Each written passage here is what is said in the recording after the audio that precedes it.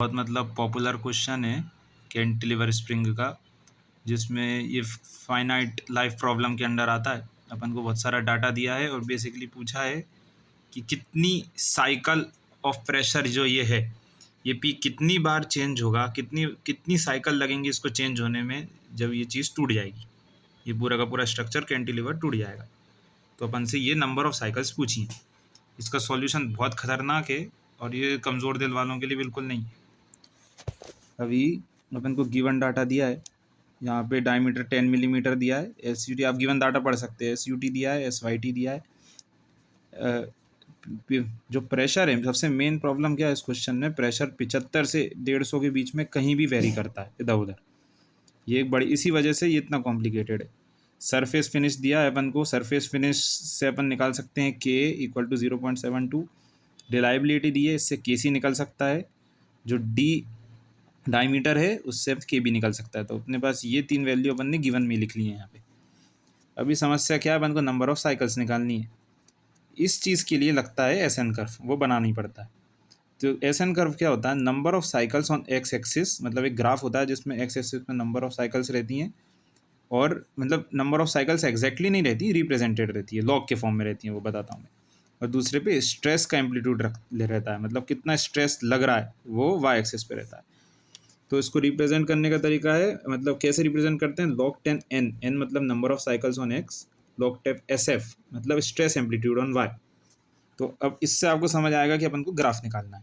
मतलब ग्राफ में प्रॉब्लम क्या, नॉर्मली ग्राफ ऐसा नहीं निकाल सकते, क्योंकि यहाँ पे प्रेशर कर रहा है वेरी 75 से 150, उस वजह से अपन को बनाना पड़ता है गुडमैन डायग्राम। तो अब गुडमैन डायग्राम क्यों बना रहे हैं अपन, SF की वैल्यूज़ निकालने के लिए, जो स्ट्रेस एम्पलीट्यूड है उसकी वैल्यूज़ निकालने के लिए, इससे अपन log 10 SF निकाल सकें। और log 10 SF को अपन डालेंगे इसमें SN कर्व में, और उससे निकलेगा अपना log 10 n।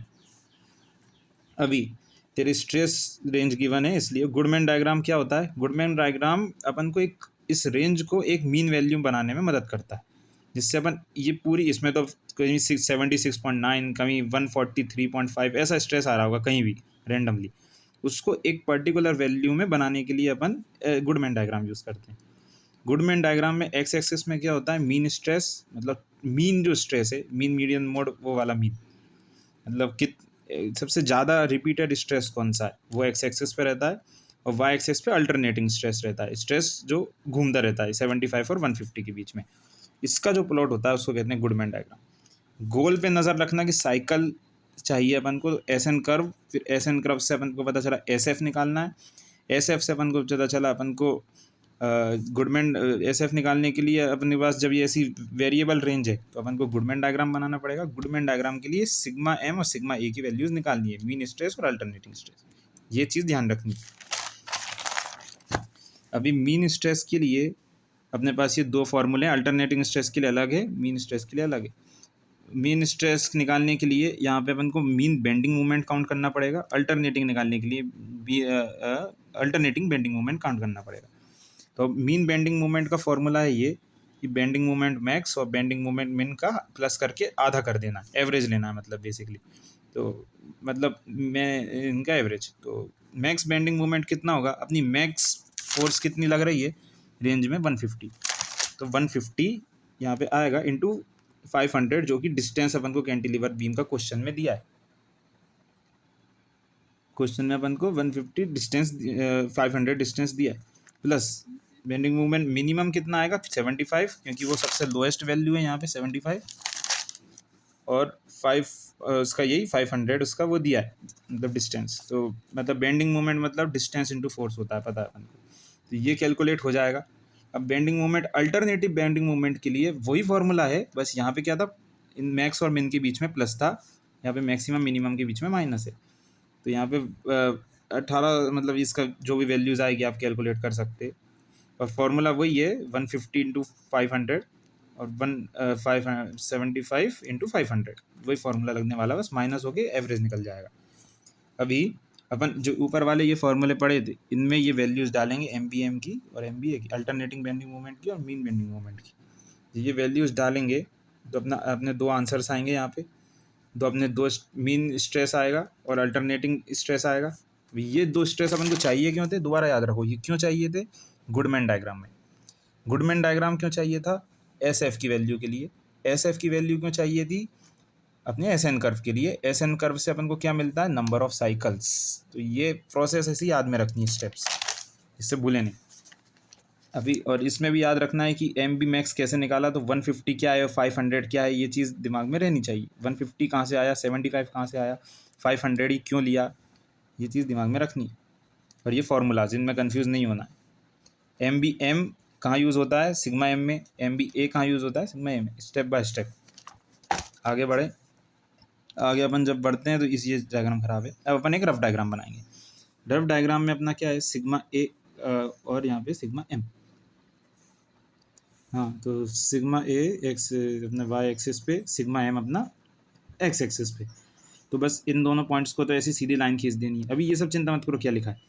अभी सिग्मा एम वाले ग्राफ पे अपना कहीं ना कहीं ये वैल्यू आने वाली है 572.96 वाली, और यहाँ सिग्मा ए के ग्राफ पे कहीं पे आपका ये एस एफ आने वाला है।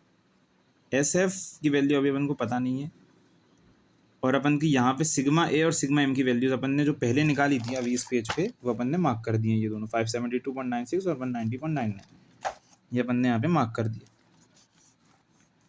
अब पर क्या है कि अब अपन को ये वैल्यू चाहिए, तो इसके लिए जनरली ग्राफ्स में क्या करते हैं? सिमिलर ट्राइंगल लगाते हैं प्रॉपर्टी। पर ट्राइंगल तो होने चाहिए, अभी तो एक ही ट्राइंगल है, तो अपने पास ट्राइंगल है नहीं, तो उसके लिए एक और ट्राइंगल बनाना पड़ेगा। इसीलिए यहाँ पे अपन को एक वैल्यू और चाहिए इस साइड। एस यू टी के साथ उसको ऐसा मैच करा के ऐसा कुछ बना सकते हैं अपन, एक ट्राइंगल और। तो यहाँ पे ऐसी निकालते हैं। तो ऐसी निकालने के लिए अब आपको इन सब के मतलब पढ़ने पड़ेंगे कि ऐसी क्या होता है। ऐसी मतलब आपका जो वो आता है, स्ट्रेस आता है, उसमें आप बहुत सारे अलग अलग फैक्टर्स अप्लाई करते हो, जिससे आपका स्ट्रेस और मतलब रियलिस्टिक बनेगी एक्चुअली।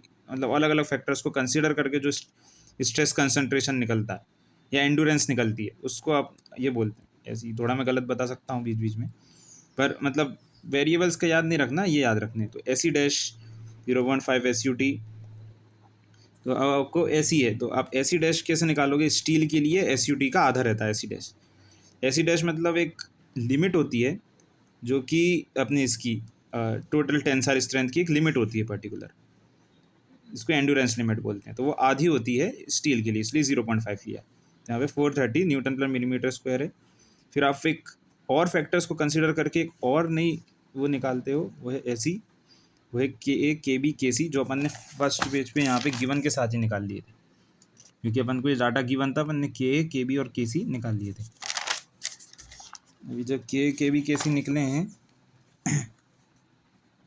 कि के बी के सी निकल गए, तो आप इससे ऐसी भी निकाल सकते हो। अब आपने ग्राफ में मार्क कर लिया है ऐसी, तो आप ऐसी से यहाँ एस यू टी के बीच में लाइन खींच दो, और ऐसे बस इन पॉइंट्स को आपको ज्वाइन कर देना है। तो आपका ये पूरा कर्व बन के तैयार है।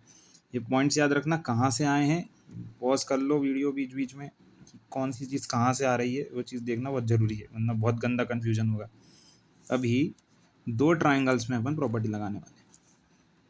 अपन को क्या चाहिए? क्या अपन को चाहिए? एस एफ, ये बड़ी वाली लाइन चाहिए। तो अपन को क्या चाहिए? ए ओ, अपन को ए ओ चाहिए।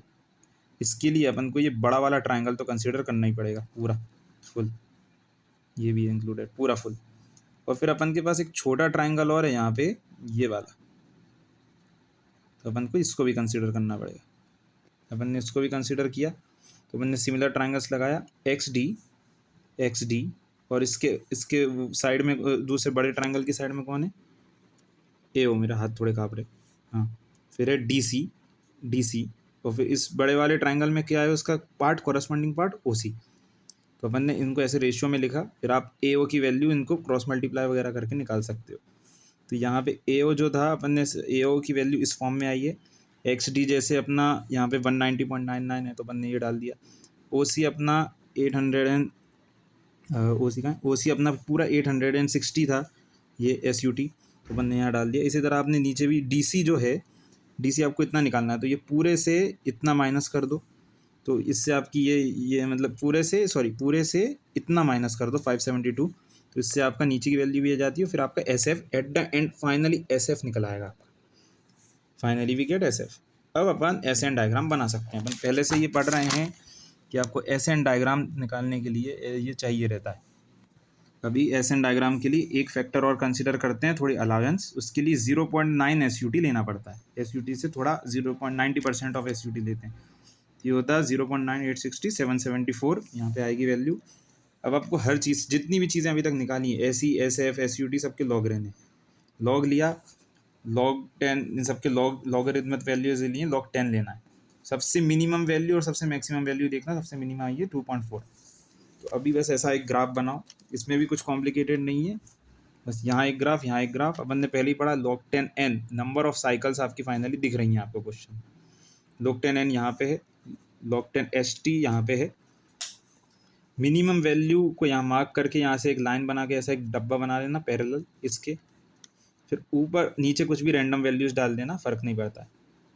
ऊपर से ऐसी लाइन बनाना, यहाँ तक 3 4 5 6 जनरल रहता है, मतलब डाल देते हैं। तो A to B बस इनको ऐसी रफ जॉइन करते हुए लाइन बना देना, स्लोप वगैरह का मत सोचना। ये लाइन बनाई, इसके बाद बस ये यहाँ पे 2.75 आया है अपना, ये वाली वैल्यू, तो SF जो अपन को चाहिए एक्चुअली, तो SF की वैल्यू यहाँ पे आपकी मार्क हो जाएगी। 2.422 अपनी इसकी है, किसकी, SE की है, जो अपन ने वो KB KC यूज़ करके निकाला था, उसका लॉग की वैल्यू यहाँ पे आई है। इसकी वजह से अपना ये डायग्राम पूरा हो रहा है यहाँ पे। और फिर आप इसकी वैल्यू से एक पैरेलल लाइन खींच के F तक खींचना, और फिर आप जब नीचे आओगे तो आपको फाइनली log 10n की वैल्यू यहाँ पे कहीं पे 3 4 के बीच में मिल रही है। अभी इसमें भी सिमिलर ट्राइंगल्स लगाना है। अब अभी अपन को क्या चाहिए, अपन को ये इतना चाहिए है क्या, ये EF है। तो EF अपॉन DV, मतलब आपने कौन कौन से ट्राइंगल यूज़ करें, एक तो आपने छोटा वाला यूज़ कर लिया और एक ये पूरा बड़ा वाला यूज़ कर लिया। तो EF upon DV corresponding AE upon AD, यहाँ पे अपने ये साइड यूज़ कर ली AE अपॉन AD। तो अभी EF को निकालने के लिए क्रॉस मल्टीप्लाई करना, और इससे आप निकाल सकते हो थोड़ा, मतलब ग्राफ को पढ़ पढ़ के देख देख के आप निकाल सकते हो। हाँ, इसको मतलब स्टेप बाय स्टेप करते जाना पूरा, पॉज कर करके।